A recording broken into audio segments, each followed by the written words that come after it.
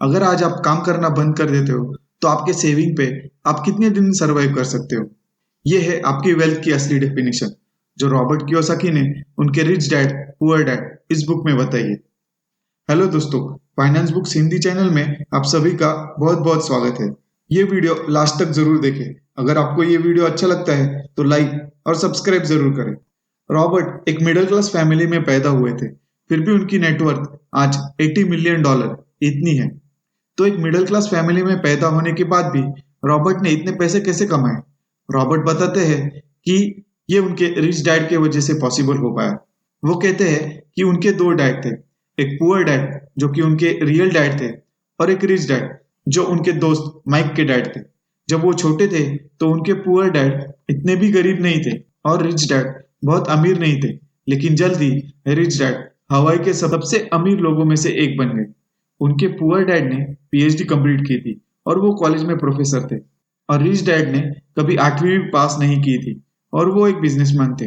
दोनों डैड का हार्डवर्क और एजुकेशन पे बहुत ज्यादा भरोसा था, लेकिन क्या सीखना चाहिए, इसमें दोनों का पॉइंट ऑफ व्यू काफी अलग थे। पुअर डैड कहते थे कि पैसा ही सब गलत चीजों के लिए जिम्मेदार होता है, लेकिन रिच डैड कहते थे कि पैसा ना होना सब गलत चीजों के लिए जिम्मेदार होता है। जब कभी कोई महंगी चीज खरीदनी हो तो पुअर डैड कहते थे कि हम इसे अफोर्ड नहीं कर सकते। रिच डैड कहते थे कि हमें हमेशा ऐसा सोचना चाहिए कि हम इसे कैसे अफोर्ड कर सकते हैं। ऐसा सोचने से हमारा दिमाग काम करने लगता है और हम नए नए आइडियाज लेके आते हैं जिससे हम उस चीज को अफोर्ड कर सके। लेकिन अगर हम सोचेंगे कि हम इसे अफोर्ड नहीं कर सकते, तो हमारा दिमाग काम करना बंद कर देता है। पुअर डैड कहते थे कि हमें अच्छे से पढ़ना चाहिए ताकि हमें अच्छे कंपनी में जॉब मिल सके। रिच डैड कहते थे हमें अच्छे से पढ़ना चाहिए ताकि हम कंपनी स्टार्ट करके लोगों को जॉब दे सके।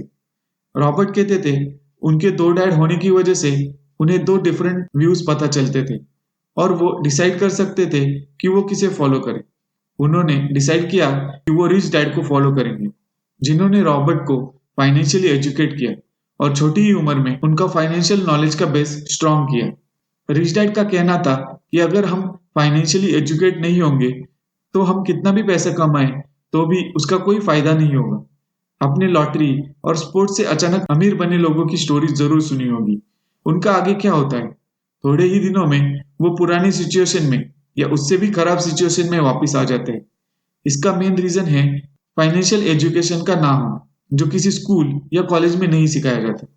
हम सब लोगों में पैसों के लिए दो फीलिंग्स होती है, इच्छा और डर। हम हमेशा लोगों को जल्दी जल्दी काम पे जाते हुए देखते हैं। उनके चेहरे पे काम पर जाने की खुशी तो नहीं दिखती, फिर भी वो जल्दी जाना चाहते हैं।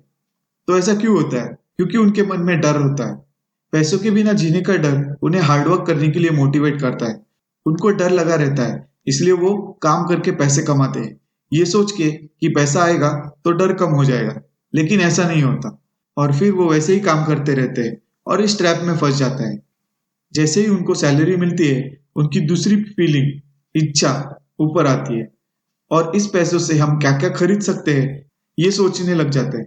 अगर उनकी सैलरी भी बढ़ जाती है तो उनके खर्चे भी बढ़ जाते हैं और सब पैसे खर्च करने लगते हैं और वो इस रैट रेस में लग जाते हैं। तो क्या हम इससे बाहर निकल नहीं सकते? जरूर निकल सकते हैं। रिच डैड ने रॉबर्ट के फाइनेंशियल एजुकेशन का बेस स्ट्रॉन्ग बनाया, जिसका यूज करके हम इस ट्रैप से और रैट रेस से बच सकते हैं। रिच डैड कहते हैं कि अगर हमें अमीर बनना है और रैट रेस से बाहर निकलना है तो हमें फाइनेंशियली एजुकेट होना होगा और सिर्फ एक रूल फॉलो करना होगा, जो कि है हमें ज्यादा से ज्यादा एसेट खरीदने होंगे। अमीर लोग हमेशा एसेट खरीदते हैं, गरीब लोग लाइबिलिटीज, और मिडिल क्लास लोग लाइबिलिटीज खरीदते हैं जो कि उन्हें एसेट लगते हैं। ऐसा क्यों होता है? क्योंकि हमें एसेट और लाइबिलिटीज में डिफरेंस ही पता नहीं है। अगर सिंपल भाषा में कहा जाए तो एसेट वो होते हैं जो आपके वॉलेट में पैसे ऐड कर सके, और लाइबिलिटीज वो होती है जो आपके वॉलेट से पैसे निकाल लेती है। चलिए तो देखते हैं एक नॉर्मल आदमी का कैश फ्लो कैसे होता है। इस आदमी को उसका इनकम उसकी सैलरी से मिलता है, और फिर वो इनकम खाने में, शॉपिंग में, एंटरटेनमेंट पे और ट्रांसपोर्ट पे खर्च कर देता है। अनफॉर्चुनेटली वो कोई एसेट नहीं खरीदता, लेकिन लाइबिलिटीज जरूर खरीद लेता है। ये लाइबिलिटीज उसके वॉलेट से पैसे निकाल लेती है। लायबिलिटीज जैसे कि लोन, टैक्स, क्रेडिट कार्ड और उसका घर। अभी हम लोग अमीर लोगों का कैश फ्लो देखते हैं। ये कैश फ्लो में हम देखेंगे रिच लोग अपने जॉब से ज्यादा पैसे कमाने पर ध्यान देने की बजाय ज्यादा से ज्यादा एसेट खरीदने पे ध्यान देते हैं, जो उन्हें एडिशनल पैसिव इनकम सोर्सेज देते हैं। पैसिव इनकम वो होता है जिसके लिए आपको अपना टाइम नहीं देना पड़ता। आप कहीं पर भी घूम रहे हो या फिर सो रहे हो, फिर भी इनकम आती रहती है। आपके पैसे आपके लिए काम करते रहते हैं। ऐसे कुछ एसेट है, कुछ ऐसे बिजनेस जिसको आपके टाइम की जरूरत नहीं होती, और स्टॉक्स, बॉन्ड्स, म्यूचुअल फंड्स और रेंटल प्रॉपर्टीज। अपने पास जो भी इनकम आता है वो हम सब खर्च कर देते हैं।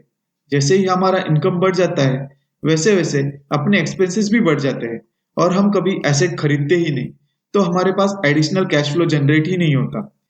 रिच लोगों के एसेट उनके लायबिलिटीज से ज्यादा होते हैं और उनकी इनकम उनके एक्सपेंसेस से ज्यादा होती है।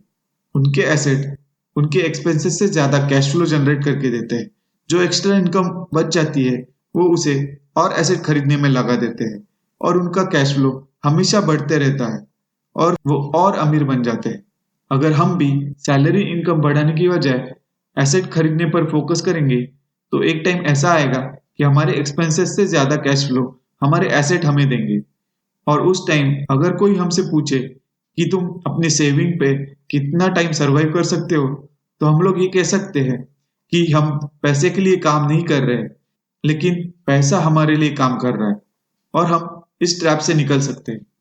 थैंक यू दोस्तों ये वीडियो देखने के लिए। अगर आपको ये पॉइंट्स आपके लाइफ में कुछ वैल्यू ऐड करते हैं तो ये वीडियो लाइक और शेयर जरूर करें। अगर आपको ऐसे ही बुक से कुछ सीखना है तो इस चैनल को सब्सक्राइब जरूर करें। तो इस वीडियो में इतना ही। जल्दी मिलेंगे नेक्स्ट वीडियो में। तब तक के लिए बाय बाय।